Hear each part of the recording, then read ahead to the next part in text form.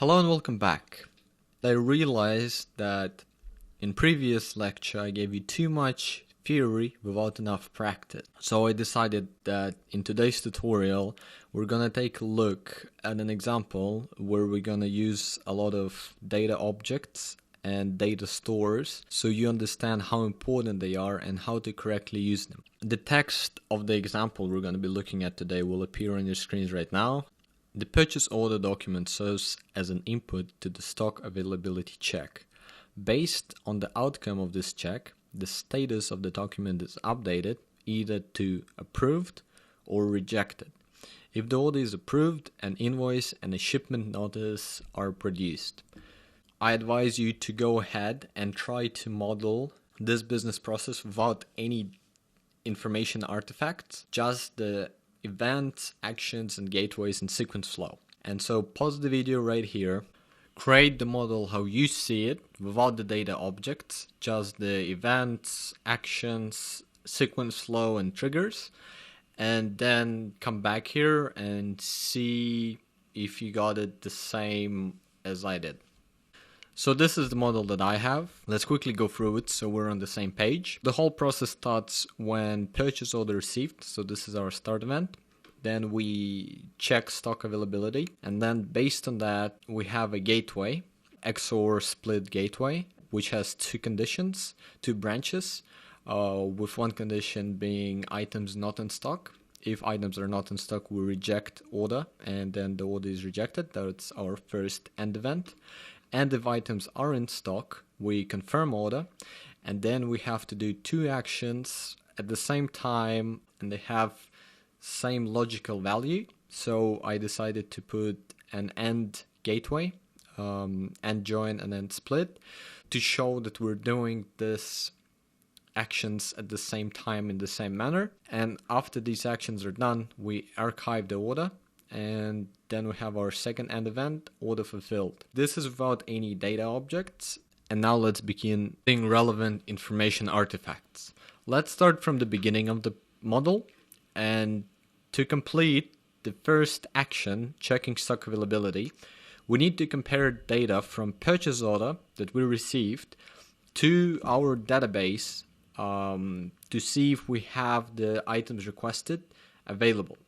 So the purchase order is going to be our data object. So we're just going to put it here, quickly name it, purchase order, and connect it to the action. And we also have our database that we're going to name warehouse database. And we're going to connected as well.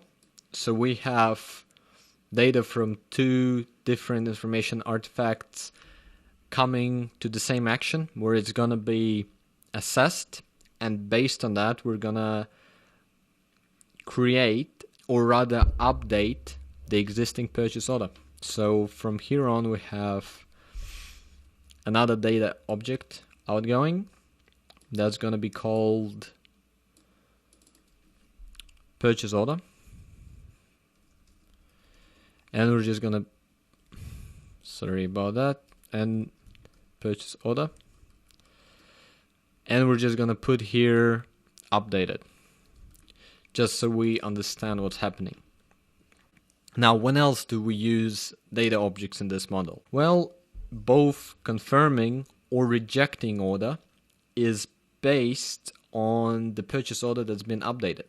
So the information from here goes to both confirming the order as well as rejecting it.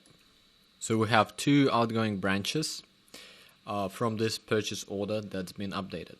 And now let's take a closer look at rejecting order action. So when we reject order, we update the purchase order and give it a new condition of being rejected. So we need to indicate that on our model, and then here we're gonna add denied. Now so this branch is finished because order is rejected, purchase order is denied.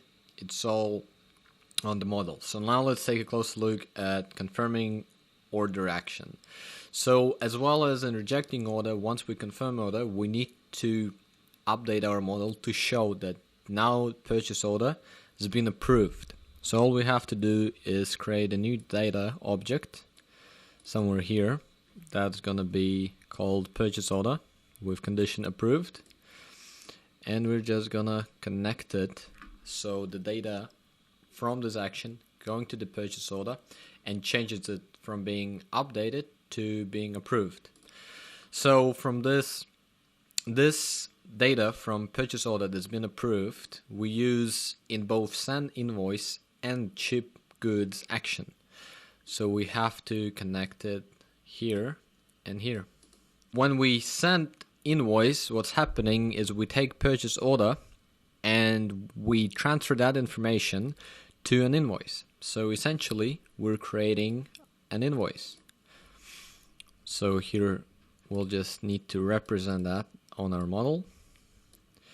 And when we ship goods, we take relevant information from approved purchase order and we create a shipment notice. Here we go. Now we have the last action, archiving the order.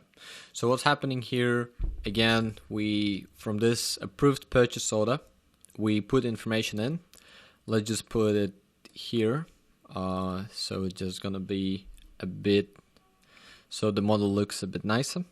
So now let's connect it here, and when we archiving order, we're not creating a data object, but rather we're updating the existing database, because we want this information to live throughout several processes.